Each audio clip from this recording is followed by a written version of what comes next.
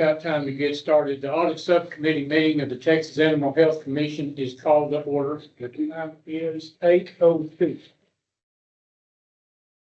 I'll now take a roll call for the Audit Subcommittee. Ken Jordan. Here. Melanie Pettit. Joe Leathers is here. A quorum is present. For the record, there are 2 members attending, 1 member absent.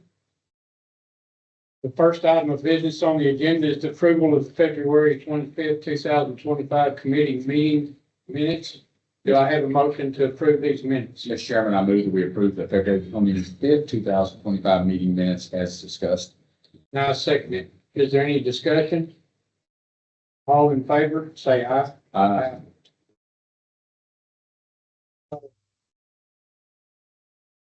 Motion carries. Internal audit of the cash disbursements. Mr. Monday Rufus will now address this. Morning, Chairman, Commissioners. My name is Monday Rufus, representing the CPA firm of Monday Rufus & Co. PC. We conducted the internal audit of the cash disbursement at the Texas Animal Health Commission, and thus as of August 25th, 2025. Our objectives were specifically to follow up on the Texas Controller of Public Accounts post-payment audit dated August 25th, 2023, to determine the implementation status of the recommendations made in that report. The results of our follow-up audit disclosed that the Commission has generally implemented most of the recommendations made in the Texas Controller of Public Accounts post-payment audit report. We encourage them to continue to make concerted efforts to ensure all required corrective actions are implemented. Pages 5 to 18 of the report outline the specific recommendations made in that report and our remarks on the implementation status of those recommendations. There were about 13 findings, 11 of them fully implemented and 2 partially implemented. I'll be more than happy to answer any questions that you may have regarding each finding and our remarks. Are there any questions? Hearing none, do I have a motion to approve the report as presented? Mr. Chairman, I move we approve the internal audit of the discrepancy discussed today. I'll second it. Is there any discussion? Hearing none, all in favor of the motion, please signify by saying aye. Aye. Motion carries. The next item of business on the agenda is the internal audit of fixed assets. Mr. Rufus. Chairman and Commissioners, we conducted an internal audit of fixed asset central office at the Texas Animal Health Commission as of August 27th, 2025. The results of our audit disclose generally that the Commission has controls in place to ensure proper assignment of authority and responsibility, compliance with policies, plans, procedures, laws, and regulations, foreign accurate, reliable information, effective and efficient use of resources, and safeguarding of assets. However, we identified areas where existing controls could be further strengthened. So we did determine that the Commission has written policies and procedures to receive, tag, track, and dispose of property. There are also written policies and procedures to address stolen and missing property. We recommend that management implement input and review controls to verify asset details, including serial numbers, at the time of entry into fixed asset registers. And any discrepancies resulting from this review should be resolved in a timely manner. Page 6 is the finding. The Commission should properly and consistently account for and safeguard fixed assets in its custody.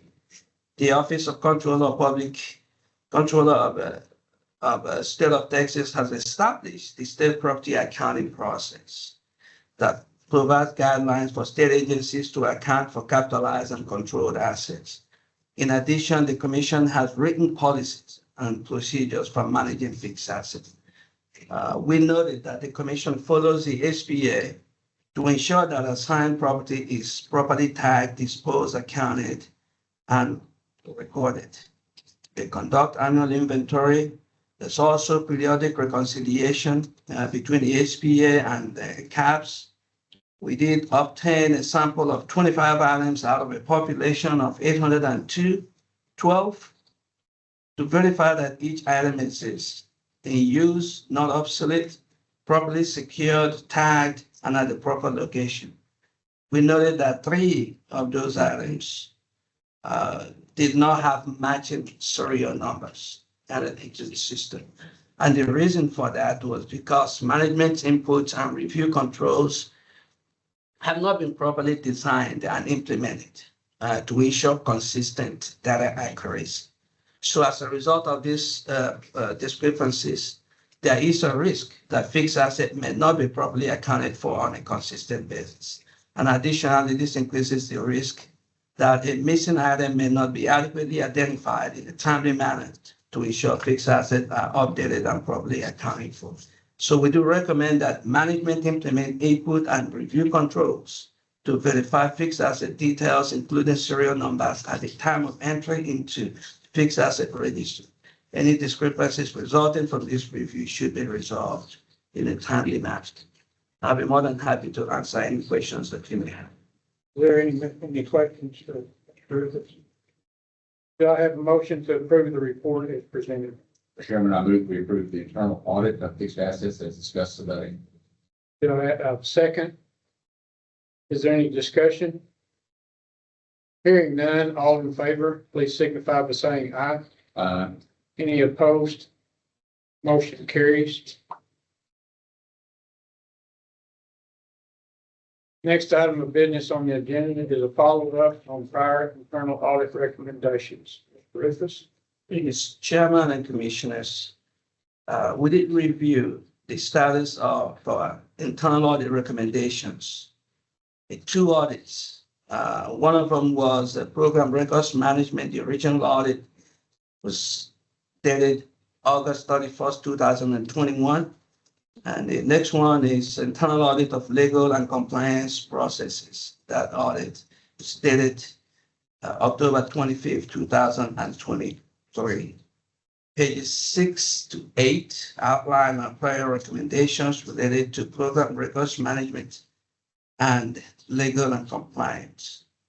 For program records, our recommendation was partially implemented as stated on page 6 of the report.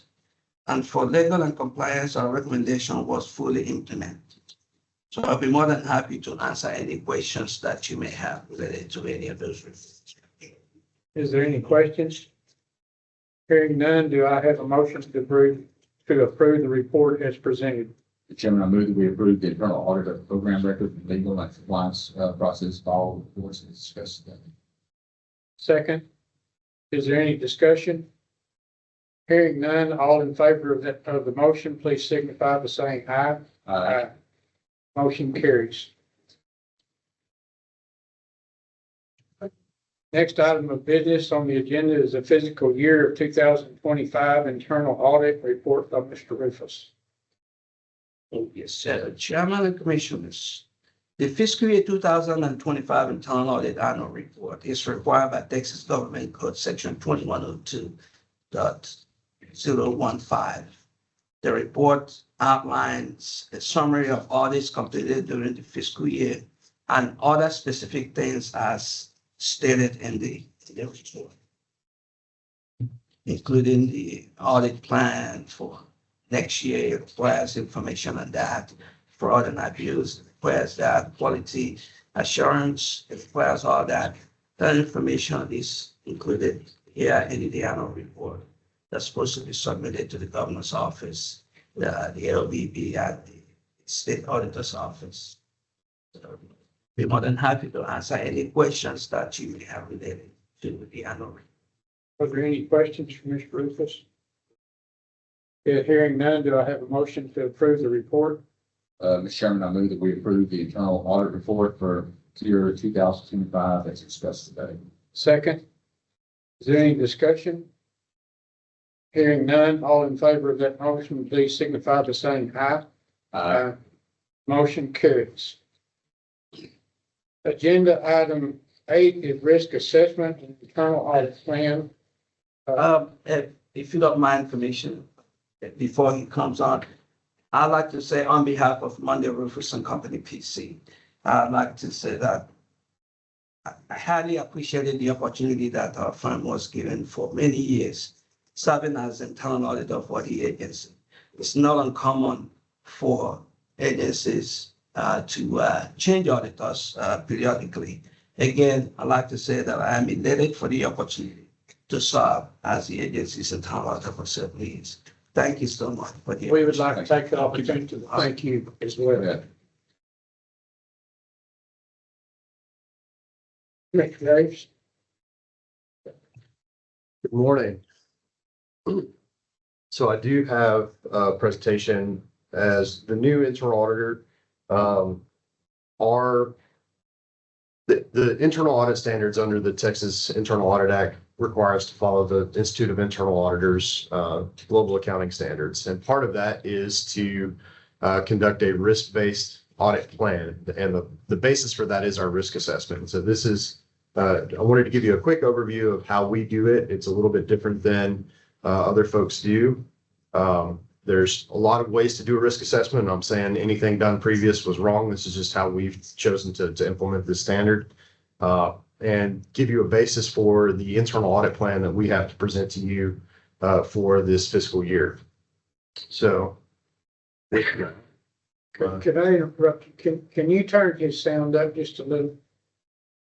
There's no microphones anymore. I can speak louder. Is that better? I'm hard to hear. All right. So yeah, this is the how we go about our risk assessment to develop your internal audit plan. And One moment. 1 second. Okay.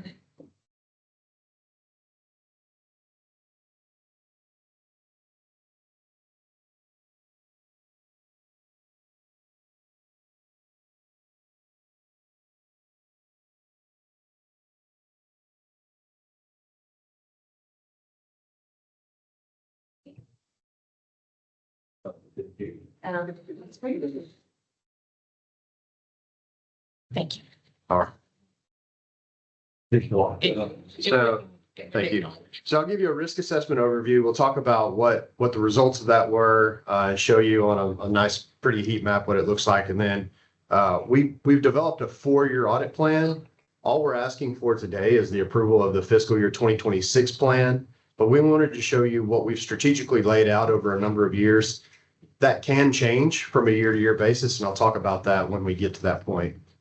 So our risk assessment process, we look at any event that may negatively impact the organization, and we try and rate that to develop a long-term plan and a risk-rated, what we call risk-rated internal audit universe. And so we look at those risks, we perform a risk assessment, and then later on, the next 2 big bullet points are your actual internal audit function. And so this is the very beginning of starting your internal audit function.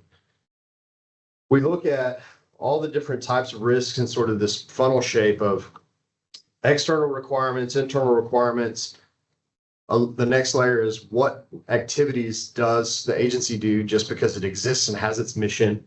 Then we prioritize risk, develop a plan, and then from the bottom, that's where we execute our internal audit. And so we look at it from an inherent basis. And so that concept is a little bit different. Inherent risk is the risk in an uncontrolled state. So the risk that negative things could happen that impact the agency in the absence of internal controls, the absence of checks and balances. And so you'll see here on our next chart, there's items in red. That's not to mean that they're high risk now. That is an inherent risk basis. So a lot of people say, well, we don't have that many high risk areas because we have all these policies and procedures and activities in place. if you flip it around, we have all those policies, procedures, and activities. It's because we have a higher inherent risk. And the theory behind this is, from an internal audit perspective, is we risk rate at and develop our plan based on inherent risk, so that as your internal auditor, we can come in and validate that the policies, procedures, and activities that manage and monitor those risks are designed and implemented effectively, so that yourselves and management is comfortable with, when you think about risk, saying, oh, well, we don't have that many high risk areas, so that you truly are comfortable with that. And so I didn't realize it would show this small on the screen. I don't know if you've seen it beforehand, but in the risk rated chart here, the left-hand column is what we call the significant activities. These are the activities that are basic core functions of the agency because of its mission. So it ranges from internal, we have operational and financial, and then agency-wide categories, but really it boils down to, what do we do on a day-to-day basis? We have information security, we have information technology, we have things like purchasing and payroll, cash disbursements, basically anything that we do, and then also associated with some of the operational programs of achieving the agency's mission. And then across the top, we have our risk categories. We risk rated and agreed upon with management. These are the most significant risk areas of the agency. So that includes financial stability and fraud risk, operations compliance and complexity, information technology, human capital, and then reputational and customer service. So your headline risk, or your risk of being in the newspapers or on the internet, and how you best service your customers. We risk rated each one of those for both probability and impact. So the probability that an event could occur in one of those areas, and then the impact of that event, what would it have on the agency. We used a 1 to 4 scale, and so you'll see 1s, 2s, 3s, and 4s underneath the P and I for probability and impact. And then after that, there's some basic math that we applied across the top of those to arrive at our subtotals and our overall average. So here's the full chart, both pages. And then we provide you this nice scatter plot that maps back to each one of those. So you'll see in our scatter plot, the first one in the top right-hand corner corresponds with our previous chart, that's information technology services.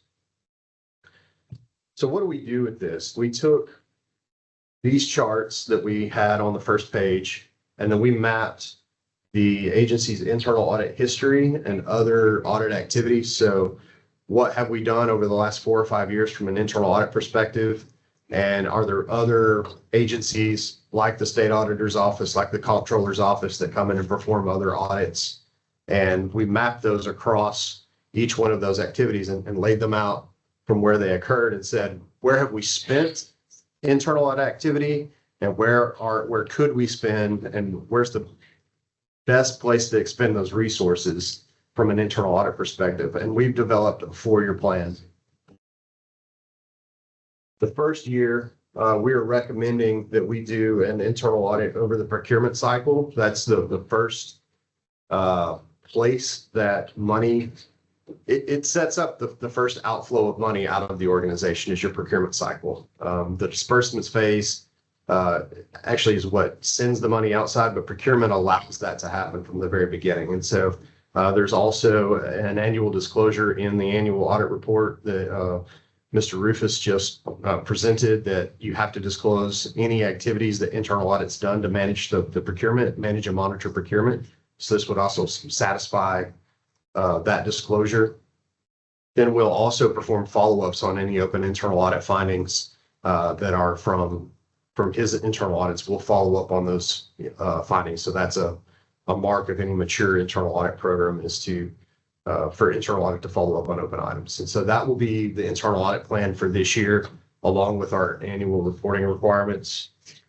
And then, like I said, we wanted to present to you a methodical, laid out, multi-year process. And so for the next year in 2027, we're recommending purchasing cards and then physical asset management as the two internal audit areas, along with prior year follow-ups.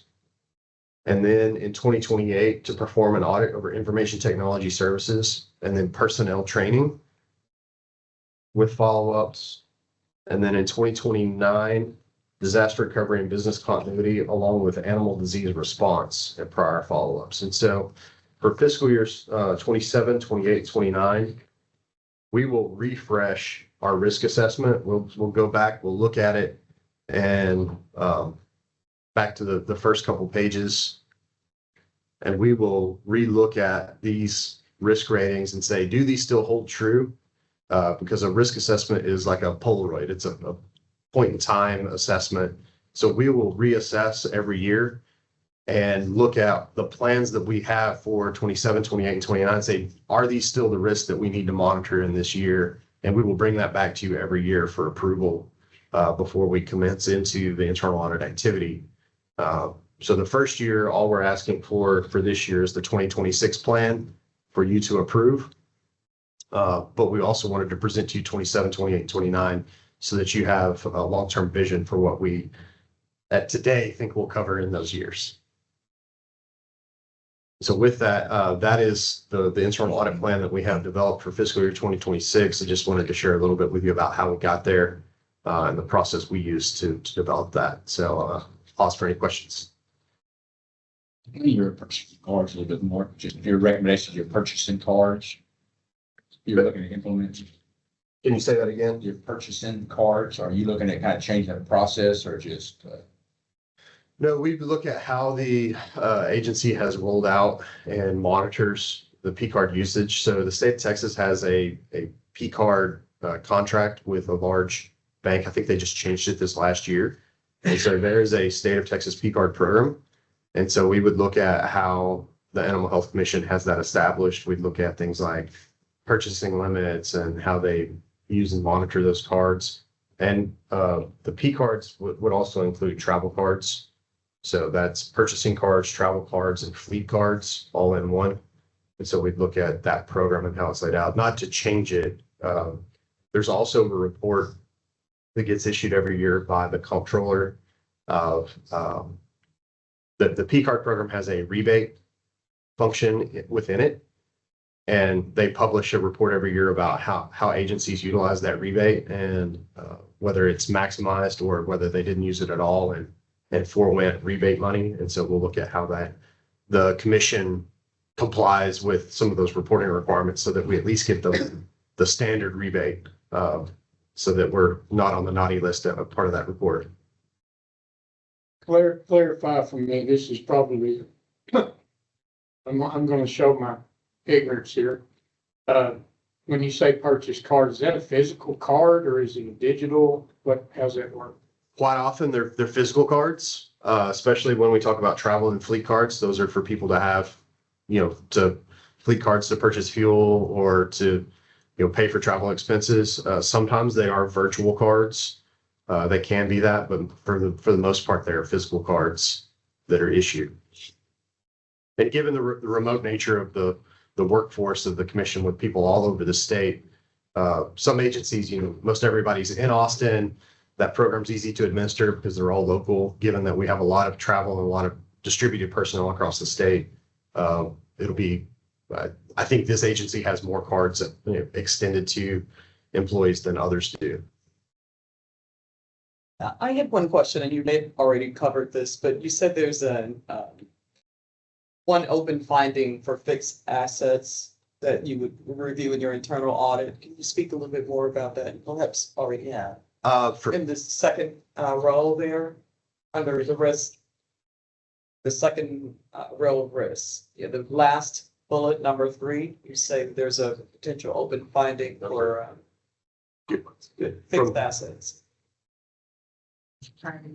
Prior year's follow-ups. So right on the slide that we have showing here, we have procurement and then we have prior year follow-ups. Fixed assets, so one open finding. When we prepared this, that the reports that we had access to from prior internal audits, there was a current finding. And so I know Mr. Rufus just presented some of those reports. And so we'll get the updated reports and updates. So that is, when we had that, that's what was open at the time we prepared this. I do, I think I recall it. So we'll refresh that and make sure, but we'll only follow up on anything that's remaining open as of today. Thank you. Is there any other questions? Hearing none, all in favor of need a motion. Mr. Chairman, I move that we approve the risk assessment results and the internal audit plan discussed today. Second. I have a motion and a second. All in favor, signify by saying aye. Any opposed? Hearing none, motion passes. I don't have any public comment before me, so hearing no public comment. If there is no further business on the agenda, I move that the audit subcommittee meeting adjourned at 8:30.